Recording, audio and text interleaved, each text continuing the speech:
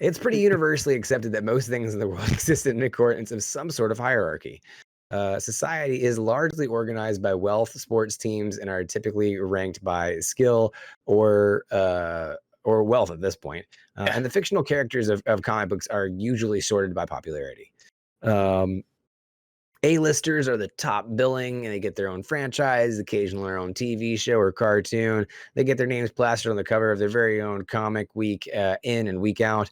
Then there are the B-listers, the sidekicks, the smaller superhero groups, occasionally the lone wolves, always on the cusp of the mainstream popularity and even capable of carrying their own titles, but never reaching the same heights as the A-listers. Look, Nightwing's not going to be Batman. And there is the unfortunate C and D listers, characters regulated to supporting and cameo roles, even in the B lister titles. They're the ones who can arrive, involve themselves in the narrative, and leave without heightening their position in comic social circles, leaving an impactful impression on the readers, or even showing off the reasons for their own existence. But just because the comic book companies shove these characters in the back of the line doesn't mean fans can't find something to love about them. So tonight we're giving you our top 10 D-listers, and I'm kicking you off with number 10, Ambush Bug. Ambush Bug, a generally accepted origin story, is that an alien wardrobe crashed into a radioactive spider, which in turn crashed into a man named Erwin Schwab while he was putting on his socks. And that is just the beginning. Ambush Bug was essentially DC's prototype version of Deadpool that was never fully recognized or never fully realized. Cognizant of his place in the comic book universe, Ambush Bug was mostly considered a teleporting whack job in a weird green suit for making clothing puns. At the time, he was considered on par with Mr. Mephistic in both terms of extra-dimensional lunacy and how he was able to annoy Superman. As time went on, writers started deeming him too absurd to use his appearance, and his appearances became few and far between. It wasn't until after Deadpool proved the limitless possibilities of fourth wall breaking characters that he started to be reconsidered, and even then in very small doses. Still, this character who uses a toy doll as a stand-in for a sidekick and whose arch nemesis is a living sock dictator named Arg Yelili, I think. There is definitely a place for him somewhere in the DC mainstream continuity if its writers really want him in. Jake, I know that you got a chance to check out Ambush Bug. What are your thoughts ahead of him coming in at number 10? Yeah, no, I mean, he's a super cool character. One of those crazy, zany kind of like DC throwaways. There's a ton of them, right? And a few of them are on this list. And so I think with all of the great stuff we've gotten from Deadpool and everything, it'd be cool to see DC's Deadpool, which was kind of Ambush Bug. And so I hope he starts to get a little bit more clout in the future. Very interesting. I just want to learn more about his origin story, where an alien wardrobe hit a radioactive spider, and what then does an alien wardrobe even mean? I think it's the actual suit or something. You know what I mean? Like it's like an alien's wardrobe. Or is it like an alien dresser?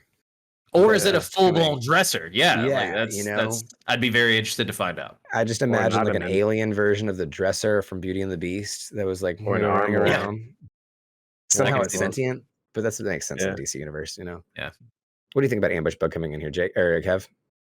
Yeah, I really like this list because there were a bunch of characters on here. I was like, who the hell? So I think he's in a good spot. I like he's got good vibes. For sure. Yeah. But certainly not as interesting as a number 9 who actually recently made a flash second appearance on one of our favorite Marvel TV series. Jake, who do we got coming in at number 9? Number 9 on this week's countdown is Throg, aka the Thor Frog. This is the direction that the MCU is headed, and it's the one that we want. People haven't seen nearly everything before, but we guarantee you that the vast majority of audience have not seen a frog version of Thor, except in Loki, obviously, right?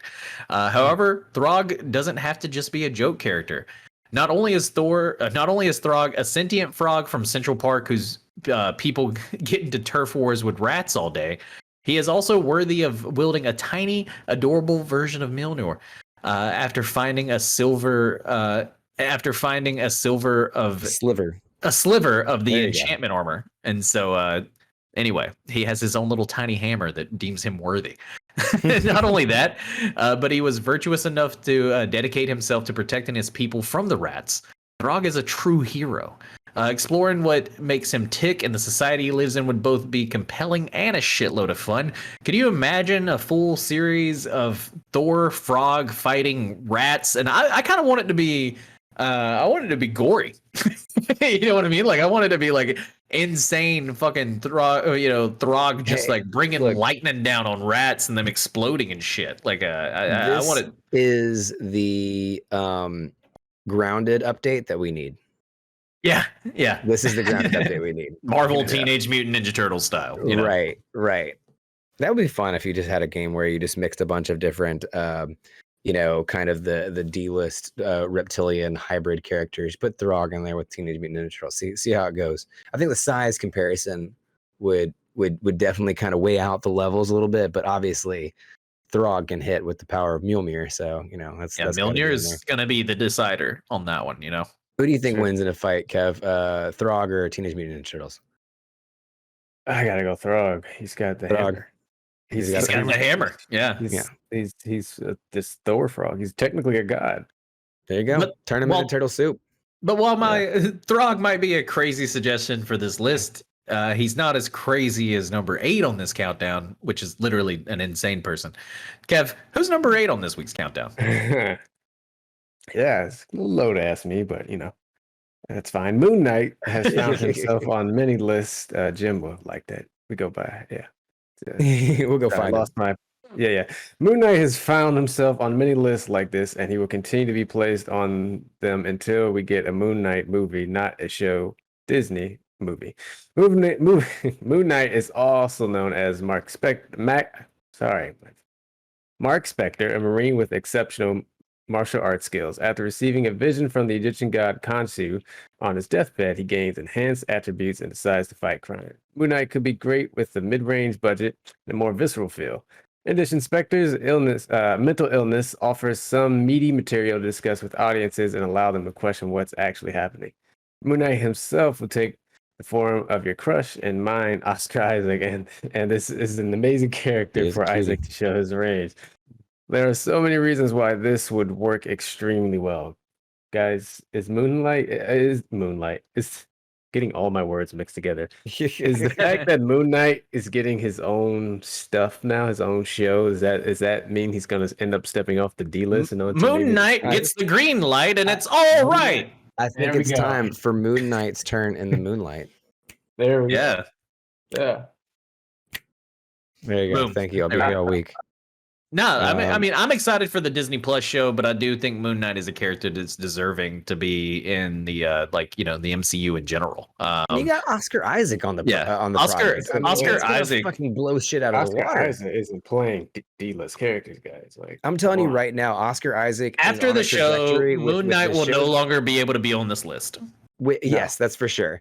But I think that Oscar Isaac in particular, with the projects that he has coming out in the next year, is on the trajectory to be comparable to possibly even, dare I say, the internet's boyfriend, Keanu Reeves.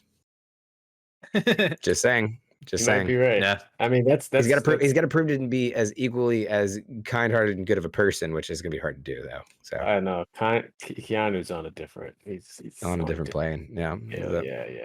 Keanu's Keanu's on there with Bob Ross, man. Like they're just on a different. He's in the trinity of wholesomeness. What is he's an Eternal, my man. Yeah, there you go. Anyways, moving right along on the list, number 7 in the countdown of our top 10 D-list characters is a character that has gotten some screen time, but is still definitely a character that is underrepresented, and that is number 7, Purple Man. Zebediah Kilgrave, and also known as the Purple Man, was once a Croatian spy sent on a secret mission to steal special equipment, special experimental nerve agents. Once he got caught, one of the guards tried to shoot him but missed, hitting the tank, dousing him with the gas. The nerve agent turned his skin and eyes purple, but when he was about to get arrested, he gave a weak excuse. Much to his surprise, the guards believed him. After the failed mission, Kilgrave came to the realization that he had the ability to secrete pheromones, and once inhaled by another person, he could control them using literal verbal commands, making them completely obedient to him. With it, he abandoned his career as a spy and for a life of terrible crimes, robbery, and attempted world domination. And when that didn't work out, he constantly goes around making people give him food and shelter. If someone annoys him, he would make them hurt themselves or worse. In an attempt to be the evilest villain in the MCU, he sometimes forces beautiful women and attractive teenage girls to have sex with him. At first, he only needed to be physically present to control someone, but over time, he could bend hundreds, possibly thousands of people to his will. Despite not only attempting world domination like MODOK of AIM or Red Skull of Hydra, he is acknowledged as a dangerous enemy and crime lord, even to the likes of the Avengers. But his plans are constantly foiled by his arch nemesis Jessica Jones and her husband Luke Cage and Daredevil, the first person to resist and defeat him. Purple Man is just an incredible villain. David Tennant, of course, brought him to life in Jessica Jones, and I'm a huge David Tennant fan to begin with. But just the power that Zebediah Kilgrave has himself is, I think, one that honestly is a little bit strange for the MCU, because you don't see very many people in the MCU with as godlike abilities as Purple Man does. But he really does have that ability. And I think that he is heavily underutilized for what he could bring to the MCU, in my personal opinion. But what about you guys? Were you guys big fans of Purple Man? I never finished Jessica Jones, so I don't even think I got to see him. Oh, He was no. season 1 villain. Yeah, he's season 1. I watched like 3 episodes of season 1. Oof, But, yeah. I guess Yeah. I didn't make He it was far. I great. didn't like really any of the Netflix Marvel stuff, if I'm being completely honest. Daredevil was amazing. That's fair. Yeah, I heard Daredevil was okay. I watched a little bit of it. It was all right. Though, see, I think the problem is like, because it took me like having to go back and watch it, they're slow burns. Oh yeah. They start very slow, but when they get rolling, man, that Man, momentum I feel like I could pick and choose a couple of them. I would take except both Luke of the Cage. Luke Cage was trash. I would take both of. I feel like I liked both seasons of Luke Cage. I thought the season 2 was better than season 1, but I think that Jessica Jones only season 1 was good, and then Yeah. Daredevil season 1, season 2 kind of went downhill there too, and none of Iron Fist is good. No. Not What about any. Daredevil season 3? Season 3 was dope. And I actually liked didn't season finish 2, it. especially with the Punisher. Yeah, that part was a little interesting. Punisher was really good, and that was real good. Yeah, I But, like the guy they got to play the Punisher. The show itself was just boring. Yeah, Barenthal, he was amazing. He was a good Punisher. I gotta I may need to give him another try, but like I don't like I don't know. Like if it's an hour Well, long. if you do it for David Tennant as Purple Man, because he was a badass fucking villain. That's for sure. Yeah. Nice. Yeah. But not quite as interesting as a number 6 on our countdown. Jake, who do we got coming in, speeding in at number 6 here? Yes, number 6 on this week's countdown is Speedball. Not only does Speedball have an interesting set of powers, he also has a deeply troubled history in the Marvel Universe. Speedball, or Robbie Baldwin, not to be confused with Bobby Baldwin or any of the Baldwin brothers, is a young hero who gained the ability to manifest fields of unknown energy with massive kinetic and reflective potential. Robbie's powers allow him to reflect anything. His primary method of combat is running into objects so that he can just reflect himself into enemies. That is way different than what we usually see, and it'd be a lot of fun to see on the big screen. His powers in general would just make for some incredible, just what am I trying to say? Effects and everything. Like the cinematic shit they would have to do for Speedball's powers would be insane. And his name is also pretty cool. It's like Speedball. Sounds a lot like Polka Dot Man, though. It is a little bit like Polka Dot Man. So, but he also sounds like he can like throw them around and like bounce off them and like jump off them and do all kinds of crazy shit like that. Where Polka Dot Man was just like, bleh. Yeah, no, for real. That's pretty much it. Instead of like just spewing out polka dots that are radioactive or whatever the fuck those things are. Yeah. But he also radioactive zits that he had pretty much. He also carries the massive guilt after 612 people perished during the battle between a group of supervillains and his team during the Civil War comic storyline. He really is an interesting character, and honestly, you know, with all of the kind of like the end game and everything that we got, and I know that a lot of people think Civil War and everything is, you know, I mean, we already kind of had that, you know, but like we think we're setting up for more in the possible MCU future. We could even get Speedball, so it'll be interesting to see. But that's why he makes number 6 on this countdown, because he would be one of the trippiest motherfuckers to see in Marvel history. Yeah. And, but he's not as legendary as number 5. Not as legendary as number 5, for sure. Kev, who we got at number 5? Number 5, Doom Patrol, guys. Doom Patrol is a property that has always lived in the shadow of the X-Men. The Marvel Mutants debuted 3 months after the DC team and are certainly the more well-known property at this point. Both books centered around a wheelchair-bound professor who collects together beings with unique and socially damaging superpowers at his stately manner. While X-Men has flourished throughout the years, Doom Patrol has maintained cult status due to its willingness to be so bizarre. And then the Umbrella Academy did its own riff of a similar story structure and got picked up as a series on Netflix. Unfortunately, Netflix has a lot more brand awareness and consumer accessibility than the platform Doom Patrol premiered on, DC Universe. Even moving to HBO Max and being advertised as one of their premier original shows hasn't helped Doom Patrol become the breakout show it deserves to be. Doom Patrol is the kind of show that comic book television needs more of. Why? Because for as much as we normalize superheroes and their universes, there is so much of comic book storytelling that is plain old weird. Unfortunately, a lot of comic book cinema has made truly wacky ideas very grounded and approachable to mainstream audience. This isn't a bad thing, but it does mean that genuinely absurd concepts are becoming less frequent in these kinds of projects. Thankfully, Doom Patrol embraces every single element of its own weirdness and cranks it up to 11. The show has taken the majority of its inspiration from the run Grant Morrison had with the property back in the late 80s through the early 90s. Morrison is known for his boundary-pushing oddness, and the show takes that same mission statement to heart. Not only does it adapt some of his most notable characters' story arcs, but it amplifies that strangeness with its own additions. Doom Patrol is a show that ended its first season with a climactic makeout session between a giant rat and a giant cockroach. How insane is that, guys? It was awesome. Yeah, I thought it was. Yeah, it was a very entertaining show. I love Doom Patrol. Danny the Street, an autonomous LGBTQ friendly street, is fucking iconic, my man. Yeah. And like just all of the characters in the show are amazing. And so I love whenever you were just talking about the outlandishness of it, I thought how they did Danny the Streets, just like they just did it, you know, like Danny the Streets in the comics and everything. And instead of going like, well, how do we make it make sense? They were just like, fuck it, just do it. Just do how we did it in the comics. It's Danny the Street. He's alive. Deal with it. Yeah. You know what I mean? And so like, I love Doom Patrol. It's probably alive. Non-binary. Yeah, they are alive. Yeah. Non-binary street. You're right.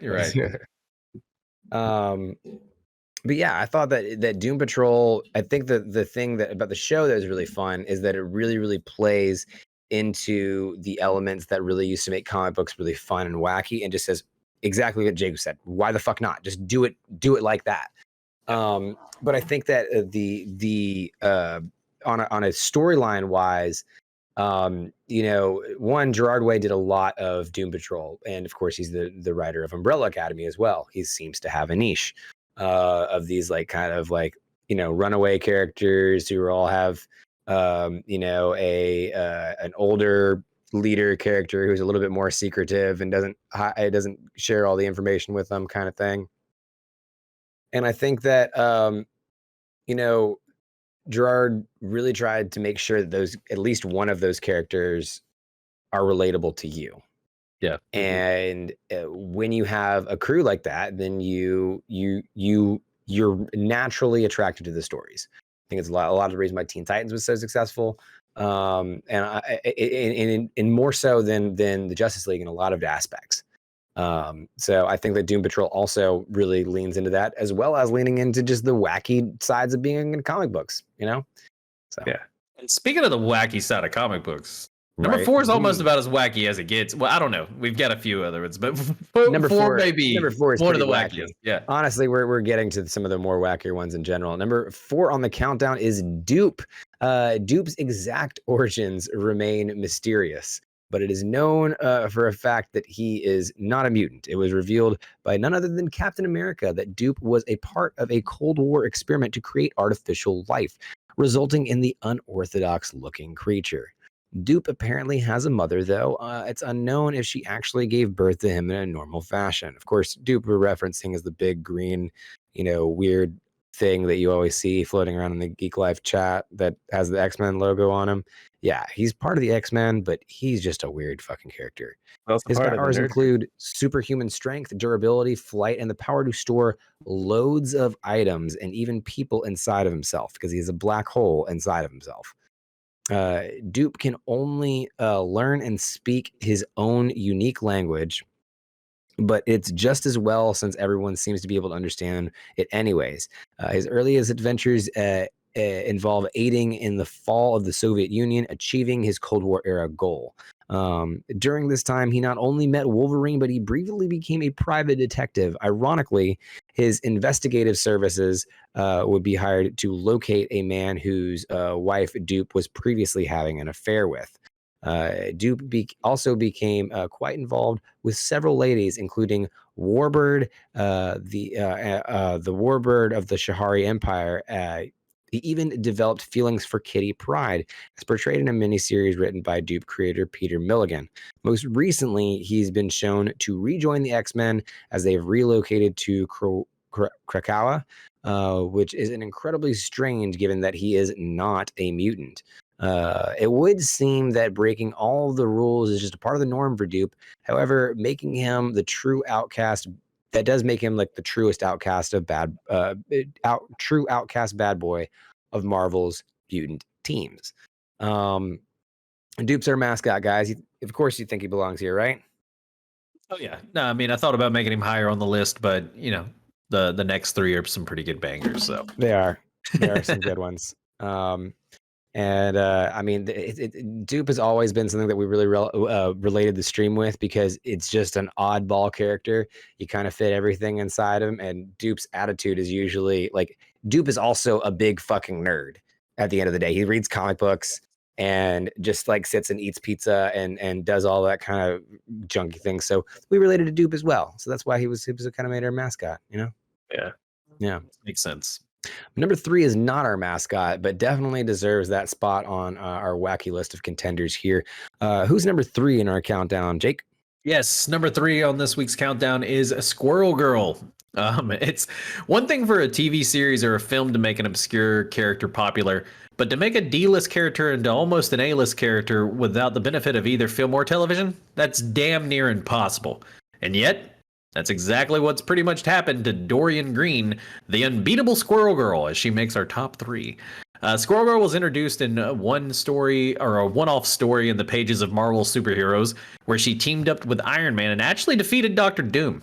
In 1993, Marvel editor Mark Greenwald discussed that the new character being introduced in the year's annuals by explaining how they were built to last. Unlike Squirrel Girl, to be fair, he did note that he loved her character. He loved her as a character. But anyway, in 2005, in a miniseries starring the obscure comedic superhero team, the Great Lake Avengers, someday they might make the list, and it added Squirrel Girl to the team. Slott decided to use the fact that she had since beat Dr. Doom in her first appearance as her comic hook that she could beat anyone. And so over the next decade, she slowly began to be used more. Brian Michael made her Luke Cage and Jessica Jones's nanny. At one point, she's even keeping their children until she received her own acclaim and ongoing series. She is now moving into the world of television. Actually, she, it apparently through the rumor mill, there is going to be a Squirrel Girl show. If you don't know, she even apparently beat Thanos in one branch timeline. And so this is one of those where, like I said at the top of it, she made the list of D-list characters, but I mean, this is a pretty heavy hitter. Of a D-lister. Yeah. And so it's nice that there's rumors that she'll be finally getting her own show. And so while she's still considered D-list, she's on the list. And so the Squirrel Girl is number 3 on this week's countdown.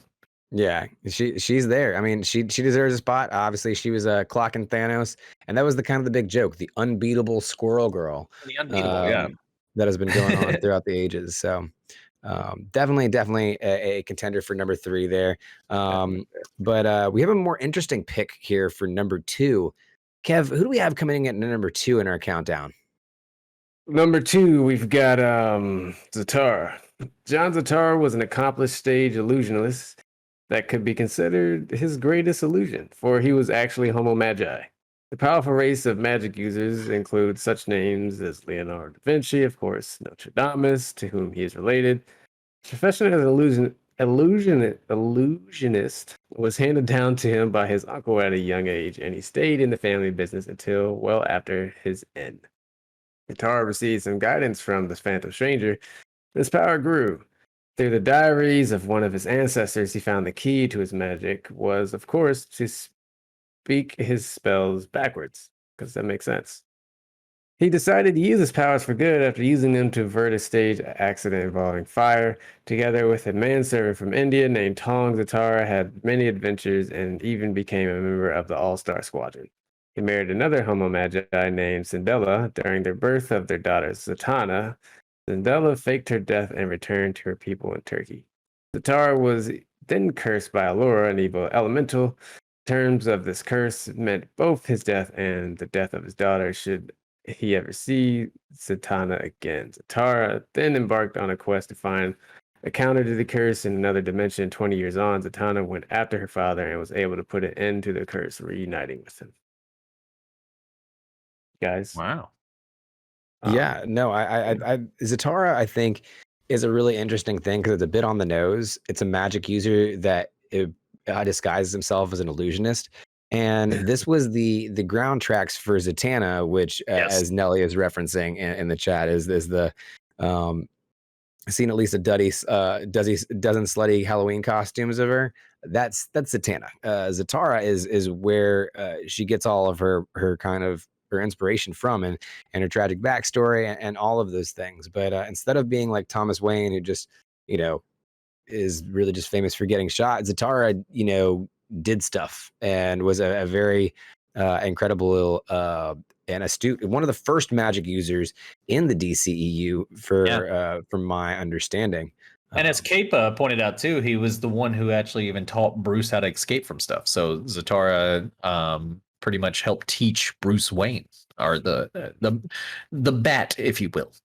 There you go. Yeah, he was. You can tell they dabbled a little bit from illusionists here and there, but I think that an illusionist that is actually using that as a cover for the fact that he's actually a magic user, I do think that's a really, really good premise.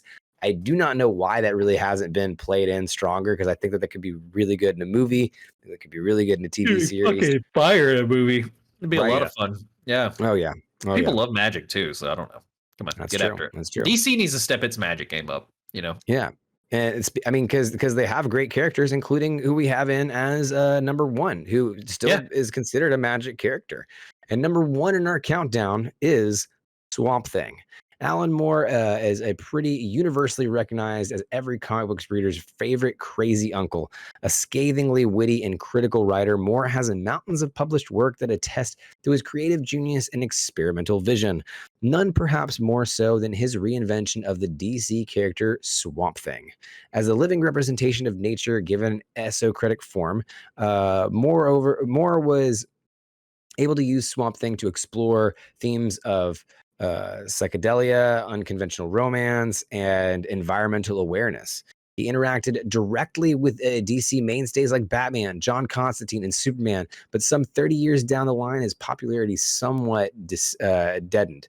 Sure, he was still relevant enough to be a playable character in Injustice 2 and a TV series, but he still hasn't really had a sentimental comic book story all to himself for years. It doesn't help that his backstory has been rewritten, revised, and even changed with no explanation or reason since Moore retired from the line. One of those kind of unnecessary retcons or revisions, if you will. This is an issue that writers need to rectify, because not only is there definitely a market for this character, but it could expand the DC universe in a meaningful way with Swamp Thing's near limitless potential for organic storytelling. pun intended. And if you're not convinced, imagine Swamp Thing leading his own team of nature-powered superheroes, acting as a venerable Captain Planet. If that doesn't at least intrigue you, then you're reading comics wrong. I mean, like, I think that's clear. What do you guys think about Swamp Thing coming in at number 1? Do you think it's a fair call? I personally think Swamp Thing is one of the most underrated characters in DC. I think, you know, we got one season of on the DC universe, and it wasn't a bad season, really. You know, one of the funny things about why that got canceled was not because of the popularity of the thing.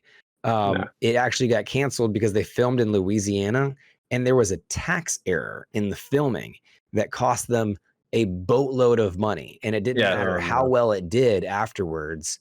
They got screwed either way. They got screwed either way. Imagine being the accountant on that. No, I just love I love the fact that he's the green. You know what I mean? Like he's pretty much just nature incarnate. And like I know that, you know, if we're talking about a Batman thing, you know, like Poison Ivy's obviously the big nature one there. And so I don't necessarily know where Swamp Thing can fit in, but I definitely think he should.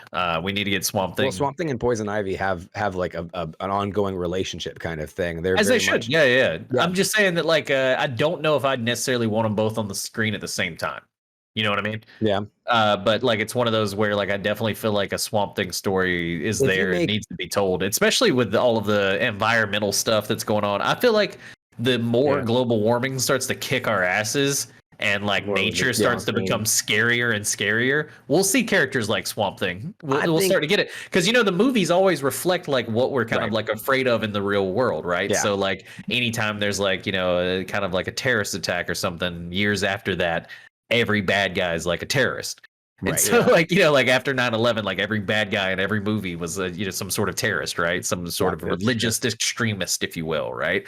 And so like as soon as nature starts to become more scary, we're gonna start to see Swamp Thing again. I got a feeling he's coming. So he's coming. I think that you can still do stories with him and Poison Ivy. If you make I think you could, I think if you make Poison Ivy someone who comes to the green as a human trying to save it, and then make Swamp Thing the green manifesting itself as a human to speak to humans, then you're kind of meeting the idea at both ends, and that they could kind of complete each other in that way. And so I would love to see Swamp Thing, especially involved with more stuff with Poison Ivy in particular. Kev, what do you think about Swamp Thing coming in here at number 1? Yeah, I think I agree with Jake, right? Like, I think he definitely is like one of the most underrated characters. And he's done a lot too. Like, he's got a. It's sad.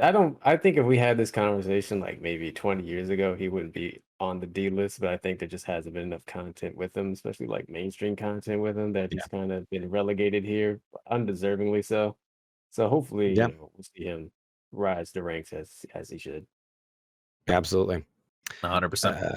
Few honorable mentions here that I would want to throw out: Dr. Fate, Deadman, Red Tornado, Animal Man, Red Ghost, Guardian, Kate Bishop, Blast Blue Marvel. Blue Marvel. Blue Marvel's a pretty cool one. Yeah. Taskmaster's a really good one. That's tough too. Yeah. So a lot of great ones. Kev, do you have any honorable mentions that you wanted to throw out there? No, I think you. I'm trying to think. I know Batman's got a huge collection of him over in his sort of arena, but I think I'm surprised that Dr. Fate didn't make the list. Yeah, Dr. Fate is slept on. That's my I really contemplate putting him on this list.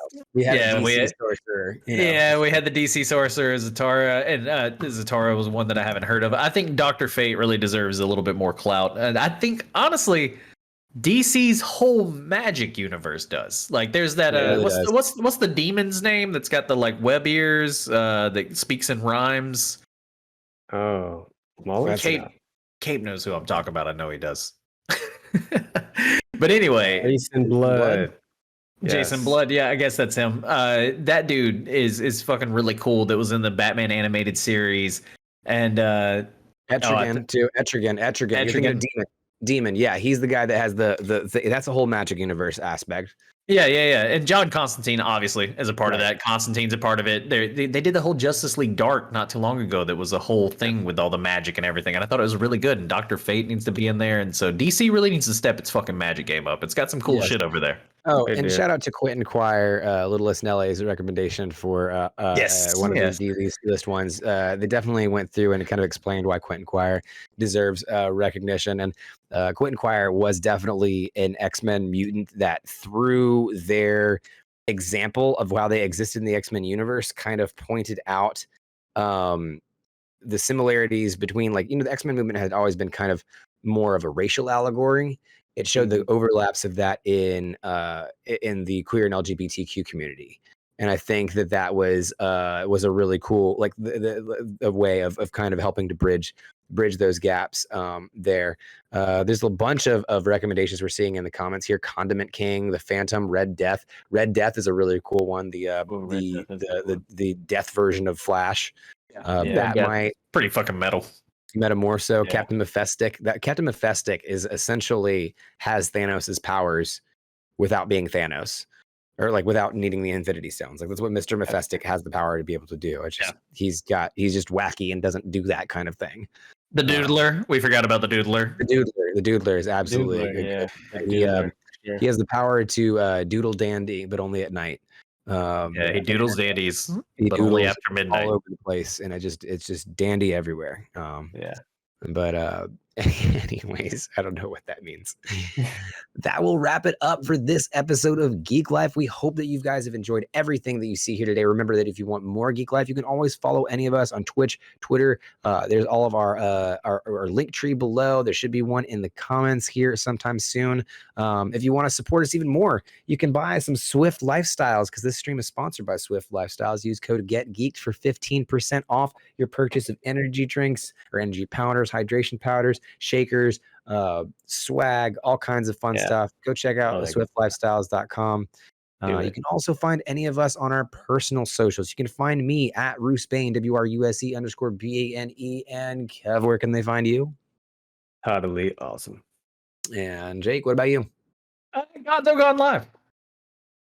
And yeah, thank you guys so much for hanging out with us. Thank you, Jin Version, for the follow about 20 minutes ago. Thank you so much. War Siren coming in for the resub at tier 1, hanging in here for 2 months with us. Thank you so much. We appreciate that. Let's and go. Of course, Tommy Awesome went with the resub and all the redemptions there. Young Master Legend, again, thank you for the follow earlier.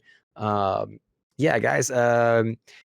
Big shout out to our moderator, Littlest Nelly, our video producer, Caperdoodle, and all of our new followers and friends for all of the support. Guys, you got anything else?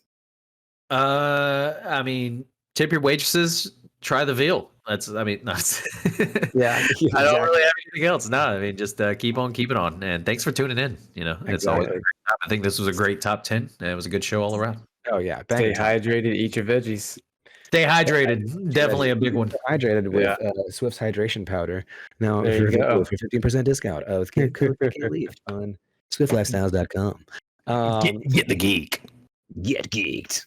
Anyways, thank you guys so much for tuning in. We will catch you at the same place, same time. Probably not next week, but probably the week after that. We do have some new shows, actually, that I did want to talk about. If you're new to the channel, if you haven't been here before, definitely check out. Tomorrow we have something called Cozy Corner with Littlest Nelly, our moderator, where we play a really comfy, cozy game. Playing a lot of Animal Crossing here. Also, on the days where you don't have Geek Life, still tune in to Geek Life channel, because you can catch the new show that we have on here called Cape's Classics, where Cape goes through and plays a classic game, either on an emulator or just one of those ones that just brings the nostalgia out, with just a lot of nostalgia to boot. I don't know if you guys caught some of the clips from the last stream, but there was a problem with the sound in Arkham